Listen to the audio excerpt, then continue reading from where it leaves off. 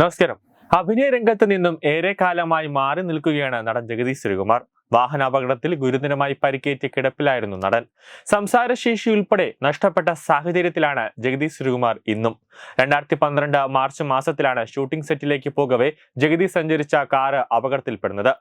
കാലിക്കറ്റ് സർവകലാശാലയ്ക്ക് സമീപമുള്ള പാണമ്പ്രയിലെ വളവിൽ വെച്ചാണ് അപകടമുണ്ടായത്.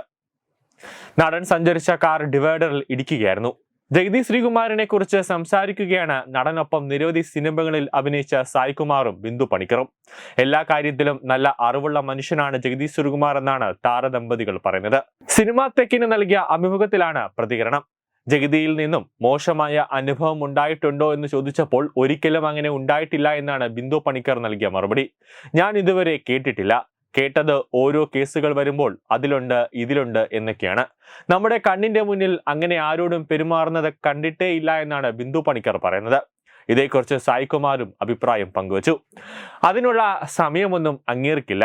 അനിയ 2 മണിക്കൂർ എന്ന് പറഞ്ഞ് നമ്മുടെ മുറിയിൽ കിടന്നുറങ്ങിയ ആളാണ്. അതുപോലെ തിരക്കായിരുന്നു. ഒരെണ്ണം അടിക്കാൻ പോലുമുള്ള സമയമില്ലായിരുന്നുവെന്നാണ് സായ്കുമാർ പറയുന്നത്. ജഗതിക്കുണ്ടായ അപകടത്തെക്കുറിച്ചും സായ്കുമാർ സംസാരിച്ചു. അത് വിശ്വസിക്കാൻ പറ്റില്ല. ആ ഡിവൈഡറിൽ ഒരിക്കലും ലെഫ്റ്റ് സൈഡ് ഇടിക്കില്ല. ചിലപ്പോൾ സംഭവിച്ചു കൂടായികയില്ല. പുള്ളിയുടെ വണ്ടിയല്ലായിരുന്നു. മുൻ സീറ്റിൽ ചാരിയെ ഉറങ്ങും. ഡ്രൈവർ സൂക്ഷിച്ചുകൊണ്ട് വണ്ടി ഓട്ടിക്കുന്ന ഒരു വ്യക്തിയാണ്. എന്നാൽ അത് പ്രൊഡക്ഷന്റെ വണ്ടിയായിരുന്നെന്നും സായ്കുമാർ ചൂണ്ടിക്കാട്ടി. സിനിമകളിൽ അവസരങ്ങൾ ഇല്ലാത്തതിനെ കുറിച്ച് സായ്കുമാറും ബിന്ദു പണിക്കറും സംസാരിക്കുന്നുണ്ട്. ചില രീതിയിൽ ഞങ്ങളെ മാറ്റി നിർത്തിയിട്ടുണ്ട്. സായ്കുമാറും ബിന്ദു പണിക്കറും സിനിമയിൽ വേണ്ട എന്ന് തീരുമാനിച്ചവരുണ്ട്. ഇടക്കാലത്ത് റോഷാക്കിൽ വന്നപ്പോൾ എന്താ ചേച്ചി അഭിനയം നിർത്തിയതായിരുന്നോ എന്ന് പലരും ചോദിച്ചു. വിളിച്ചില്ല എന്നാണ് സത്യം. വർക്ക് വന്നാൽ ഇപ്പോഴും ചെയ്യാൻ തയ്യാറാണെന്ന് ബിന്ദു പണിക്കർ പറയുന്നു.